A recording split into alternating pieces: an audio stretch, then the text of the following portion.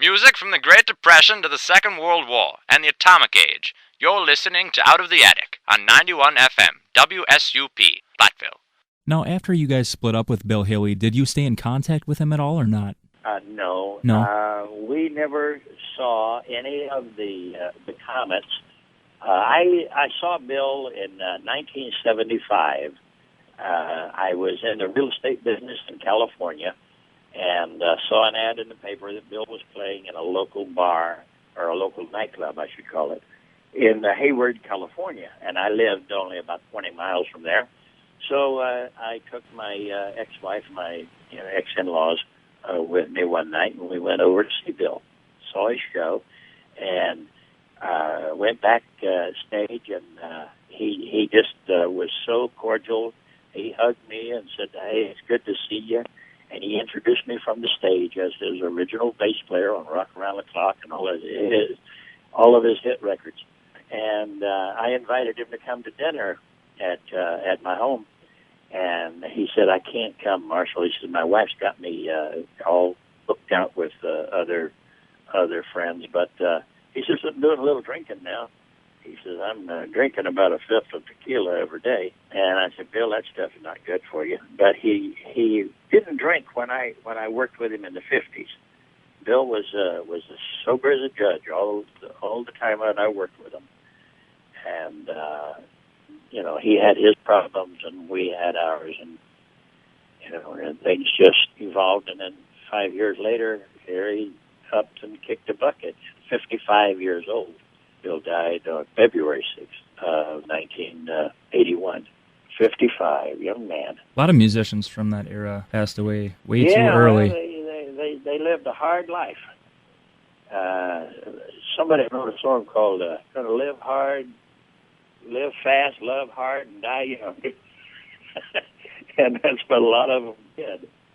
I'm still rocking around the clock. Well, and you can. And I've written a song called "I'm Gonna Rock Till I Drop." Well, I look forward to hearing that. Hopefully, up in Clear Lake, Iowa, within the next couple of months. I'm looking forward to seeing you up there, Nathan. I'm glad that you're going to be there. It's going to be cold. Bring your long underwear. Well, I'm from Wisconsin. I can take the cold. Yeah. You know what the weather is going to be like. Yeah. And Marshall, you recently wrote a book, correct? I wrote a book, my memoirs of my days with Bill Haley and the Comets and the creation of rock and roll. And my book is called "Still Rockin' Around the Clock" by Marshall Lytle. And it can be purchased through Amazon.com. Just go to Amazon.com and type in that the words are like "Still Rockin'," and my book will pop up so you can preview it. And it's a $15 book, but it's the story of my life, and I'm still rocking around the clock. I'm having a screenplay written because many of the people that have read my book said, "Oh, this would make a great movie." So I've got a screenwriter doing a screenplay on it for me, and we'll see what happens. I always say, nothing ventured, nothing gained. And Marshall, I really hope it turns out to be a big movie, because I would definitely have to watch that one. We'll have to see, because that's something that's in the works. I just got involved in the motion picture business about 2 years ago, and last year we made a featured film here in Tarpon Springs, Florida, near where I live. A young entrepreneur, not young, he's almost he is a senior citizen too. Bertie Higgins is his name. Bertie had a hit record in 1980 called Key Largo, and the story about Bogey and McCall. We've had it all, just like Bogey and McCall. And it was a pretty big hit for him. It sold 1 million records. And he got involved in the motion picture industry a few years ago. He put his son through film school, and his son, Julian Higgins, is a great film director. And we just filmed a motion picture here. The title of the film, it'll be out very shortly, is called Through the Eye.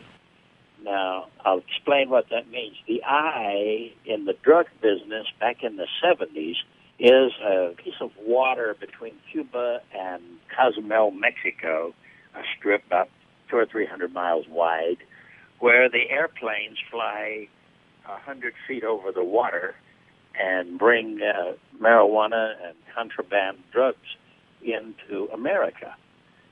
And Bertie lived in Tarpon Springs, Florida, as growing up, and he knew all about the drug trade that was going on in Tarpon Springs, Florida, and he wrote a screenplay about it. And it's about the drugs being imported from Colombia into Tarpon Springs. So I became an investor with Bertie on one of his earlier films. The film before this one was called Poker Run, and it was about a motorcycle gang out in California that rode out into the desert, and they went and collected cards and see who could get the best poker hand. And that film did very, very well. It made us some money, and Bertie says, well, I'm going to do another film. You want to be an investor in it or roll your profits over into another one? I said, only if you write me a part in the next movie. So he did. He wrote me a great part in the film. I play the part of a kingpin drug dealer in Tarpon Springs, and I basically run the drugs in and around that area. And I have a bar. I'm a bar owner, and that's where a lot of the scenes in the movie take place. And I'm known in the film as Captain Morgan. And I have a bunch of badass guys that work for me, and we just made the movie, and it turned out to be really good. Tom Sizemore is the star of the film, and Tom has been in a lot of movies. He played the third lead in Saving Private Ryan, and then he was in Black Hawk Down, and he was in the movie with Al Pacino called Heat, and he also played the starring role of Pete Rose in the Pete Rose Story. And Tom Sizemore is pretty good actor, doggone good actor. And there's another young up-and-coming actor named Robert Thorne who has the true lead in Through the Eye, and then Bertie Higgins has a big role in it because, of course, he wrote the film, and he plays the part of a Greek in Tarpon Springs, Florida, that is also in the drug business. And the film was directed by his son, Julian Higgins, who did a wonderful, wonderful job with his directing abilities.